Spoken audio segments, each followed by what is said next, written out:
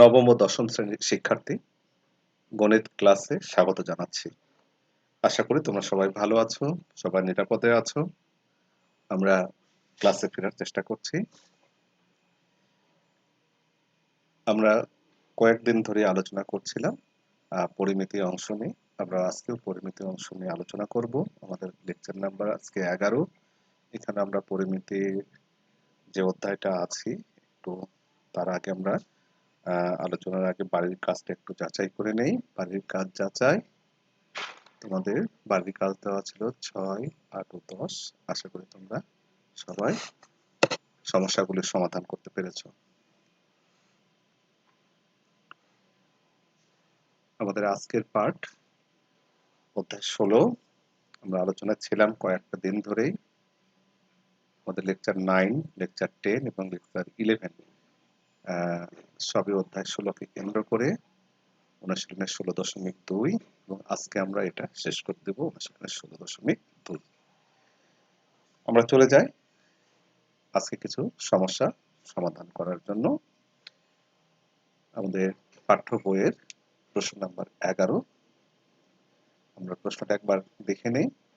একটি ট্রাপিজিয়ামের সমান্তরাল বাহুদ্বয়ের দৈর্ঘ্যের অন্তর 8 সেন্টিমিটার এবং এদের লম্ব দূরত্ব 24 সেন্টিমিটার। যদি ট্রাপিজিয়ামের ক্ষেত্রফল 312 বর্গ সেন্টিমিটার হয় তবে বাহু দুইটির দৈর্ঘ্য নির্ণয় করো। দেখো এখানে একটা ছবি আমাদের প্রয়োজন আছে, অর্থাৎ চিত্র প্রয়োজন আছে, চিত্র ছাড়া হবে না। প্রশ্নটা ছিল এরকম যে ট্রাপিজিয়ামের সমান্তরাল দুটো বাহু থাকে এবং তাদের অন্তর 8। আমরা একটু দেখো আগে চিত্র এঁকে নেই, তাহলে বোঝাতে তোমাদেরকে সুবিধা হবে এবং বুঝতেও সুবিধা হবে। সমাধান, আমরা একটা চিত্র এঁকে নিয়েছি। এ বি সি ডি একটি ট্রাপিজিয়াম। এই ট্রাপিজিয়ামের ডিসি বাহু, সমান্তরাল দুটো বাহু, একটা ডিসি আর একটা এবি।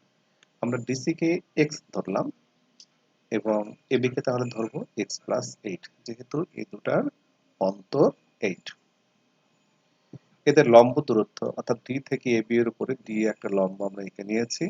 লম্ব দূরত্ব 24 সেন্টিমিটার এবং সমগ্র ট্রাপিজিয়ামের ক্ষেত্রফল আমাদের দেওয়া আছে 312 বর্গ সেন্টিমিটার। আমাদের বের করতে হবে বাহু দুটির দৈর্ঘ্য, অর্থাৎ সমান্তরাল বাহু দ্বয়ের দৈর্ঘ্য, ডিসি বাহুর দৈর্ঘ্য এবং এবি বাহুর দৈর্ঘ্য। তাহলে আমরা বিবরণে চলে যাই। মনে করি এ বি সি ডি একটি ট্রাপিজিয়াম। এর সমান্তরাল বাহু দ্বয়ের একটি ডিসি, এটাকে আমরা এক্স ধরে নিয়েছি, এবং অপর বাহু মানে সমান্তরাল অপর বাহু এবি ইকুয়াল x+8 সেন্টিমিটার। লম্ব দূরত্ব ডি সমান 24 সেন্টিমিটার। ট্রাপিজিয়াম এ বি সি ডি এর ক্ষেত্রফল ইকুয়াল হাফ গুণন লম্ব দূরত্ব ডি ইন্টু সমান্তরাল বাহুদ্বয়ের সমষ্টি এবি যোগ ডিসি। আগে তোমরা সূত্র দেখেছো, ট্রাপিজিয়ামের ক্ষেত্রফলের সূত্র হাফ ইন্টু লম্ব দূরত্ব ইন্টু সমান্তরাল বাহুদ্বয়ের সমষ্টি। আমরা মানগুলো আগে বসিয়ে দেবো, যতটুকু মান আমরা পেয়েছি। হাফ রইল ইন্টু ডি 24, এটা আমাদের দেওয়াই ছিল, ইন্টু সমান্তরাল বাহু একটা এবি, এবি x+8 আর DC 8। Half into 24, x+8 plus x, 2x+8, half into 24, 2 common নিলে x+4। এখানে আমরা বোধহয় একটু কাটা, মানে হাফ আর 2 গুণ করে দিলে 1 হয়, রইল 24 ইন্টু x+4। আমরা যে মান ধরেছিলাম সেই মান অনুযায়ী ধরে নিয়ে আমাদের ক্ষেত্রফল হয়েছে 24 ইন্টু x+4। কিন্তু আমাদের বলা আছে ট্রাপিজিয়ামের ক্ষেত্রফল 312 বর্গ সেন্টিমিটার। আমরা এখন লিখব প্রশ্ন মতে 24 into x+4 equal 312। ক্যালকুলেশন করব, x+4 equal 312 divided by 24 বা x+4 equal 13 বা x equal 13 minus 4, x equal 9। দেখো এক্স এর মান ধরেছিলাম সমান্তরাল বাহুদ্বয়ের একটি, এক্স ইকুয়াল 9, একটা মান কিন্তু আমরা পেয়েছি। অতএব ট্রাপিজিয়ামের সমান্তরাল বাহুদ্বয়ের একটি 9 সেন্টিমিটার এবং অপর বাহু 9 প্লাস 8 বা যোগ করলে 17 সেন্টিমিটার। এটাই আমাদের অ্যান্সার। আশা করি ভালো লেগেছে। শিক্ষার্থী, আমরা আরো কিছু সমস্যার সমাধান করব। আমরা নেক্সট সমস্যায় চলে যাচ্ছি। নেক্সট সমস্যা তোমাদের পাঠ্য বইয়ের 16.2 এর নাম্বার 12। একটি ট্রাপিজিয়ামের সমান্তরাল বাহুদ্বয়ের দৈর্ঘ্য যথাক্রমে 31 সেন্টিমিটার ও 11 সেন্টিমিটার এবং অপর বাহুদ্বয়ের দৈর্ঘ্য যথাক্রমে 10 সেন্টিমিটার ও 12 সেন্টিমিটার এর ক্ষেত্রফল নির্ণয় করো। লক্ষ্য করো যে ট্রাপিজিয়াম আমাদের দেওয়া আছে, ট্রাপিজিয়ামের 4টি বাহুরই দৈর্ঘ্য দেওয়া আছে, অর্থাৎ দুটো সমান্তরাল বাহু তাদের যেমন দৈর্ঘ্য দেওয়া আছে, অপর দুটো তির্যক বাহু তাদেরও দৈর্ঘ্য দেওয়া আছে। আমরা সমস্যা সমাধানের জন্য আগে আমরা চিত্র এঁকে নিব। আমরা সমাধান করছি। সমাধানের যে প্রথমে চিত্র আঁকবো, চিত্র লক্ষ্য করো ABCD ট্রাপিজিয়াম। এর বলা হয়েছে সমান্তরাল বাহুদ্বয়ের দৈর্ঘ্য 31 সেন্টিমিটার ও 11 সেন্টিমিটার। আমার নিচে এবি বাহুটা বড় ধরেছি, এটাকে 31 সেন্টিমিটার এবি বাহুটা দেখিয়েছি। ডিসি বাহুটাকে আমরা ধরে নিয়েছি 11 সেন্টিমিটার।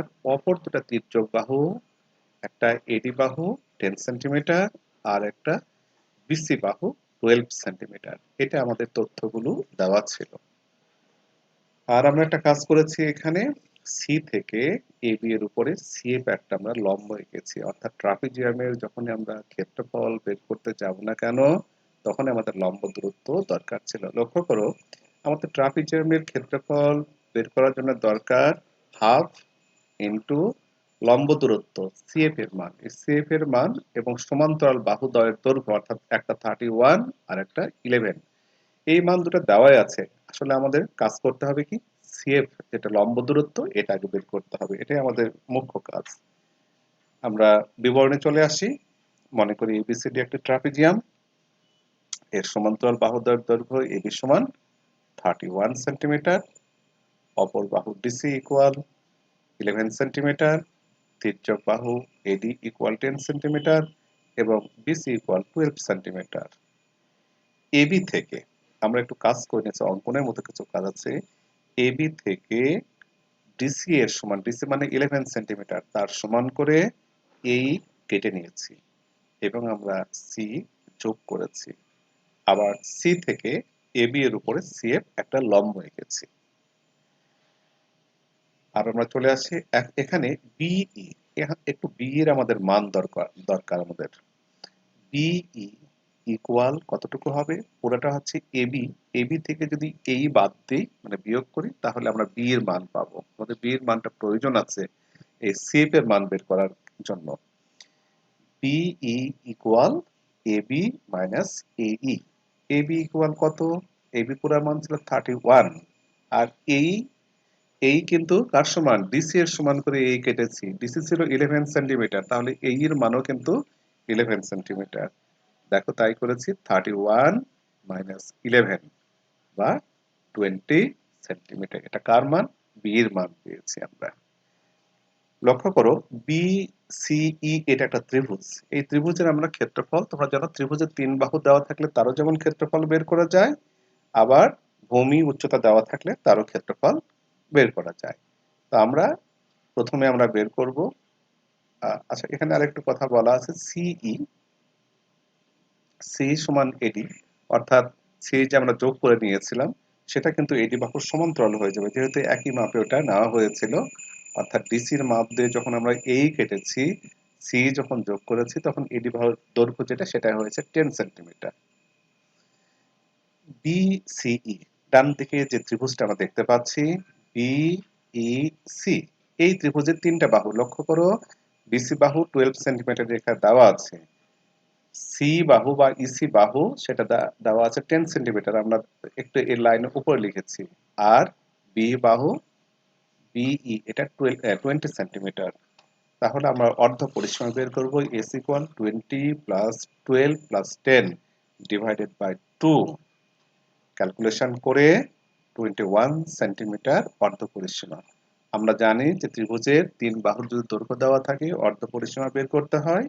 তারপর একটা সূত্র আছে, সূত্রটা এরকম যে root over S into S minus একটা বাহু ইন্টু এস মাইনাস অপর বাহু এবং এস মাইনাস অপর বাহু। আমরা সেটা লিখেছি।